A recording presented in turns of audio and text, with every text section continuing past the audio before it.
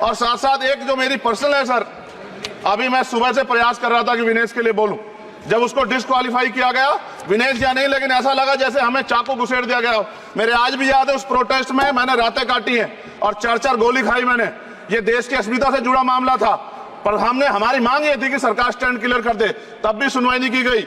जब मंत्री बोलने आए तो हमने उनसे कहा कि हमें कुछ इंफॉर्मेशन चाहिए, उस पर बात नहीं हुई।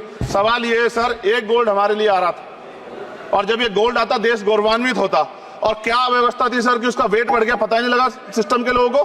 क्या बेवकूफी की गई है, ये सोचने का विषय है सर।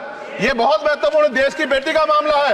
ये हरियाणा की बेटी नहीं है सर, वो एक जात की बेटी नहीं है, वो हमारी बहन है, देश की बेटी है। और आपने क्या किया हरियाणा के साथ?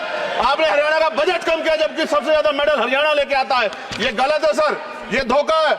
हमें इस बात की तकलीफ है कि विनेश जो है देश का नाम गौरवान्वित करती, इस देश का नाम बढ़ाती, लेकिन आज जो है अपमान का सामना करना पड़ रहा है। जब हमारे हितों की बात होगी हम जो है समझौता कर सकते हैं, लेकिन जब देश के हितों की बात होगी, बाबा साहब अम्बेडकर ने कहा था हम प्रथम और अंत्य भारतीय हैं। जब देश हितों की बात होगी, महिला हितों की बात होगी, महिला सम्मान की बात होगी, और हम कीमत चुका देंगे। सरकार के मंत्री ने क्या कहा कि हमने इतने पैसे दिए, एहसान क्या खैरात दी क्या आपने कोई? खत्म कर रहा हूं सर, खैरात दी क्या आपने कोई? इससे ज्यादा पैसे हम आपको दे देंगे, लेकिन आपको चाहिए था कि इस मामले को संभालते और देश का सम्मान बढ़ाते। आपने लापरवाही बरती, इसका खामियाजा हमें भुगतना पड़ा। मैं आपसे आग्रह करूंगा कि जब वो बेटी देश लौटे सर, जब वो बेटी देश लौटे, रुक जाओ प्लीज, प्लीज, जब वो बेटी देश लौटे, मैं आपसे आग्रह करूंगा कि स्पीकर सर यहां बुला के उसका सम्मान करें। हम सब लोग, वो देश की बेटी है सर, देश के लिए गोल्डन गर्ल है वो, उसका सम्मान यहां किया जाए सर, हमें चाहते हैं। बहुत बहुत धन्यवाद, आपने बाद में मौका दिया।